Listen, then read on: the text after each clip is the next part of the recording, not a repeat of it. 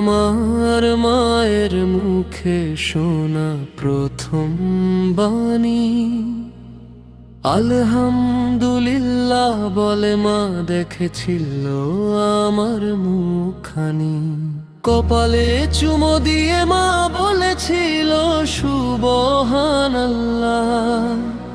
সেই থেকে বুঝছি তুমি কত মহান হে আল্লাহ। মায়ের মতো কত মমতায় করেছো লালন সে তো জানি, সুখে দুঃখে রহমম দিয়ে রেখেছো ঢেকে এই দেহখানি।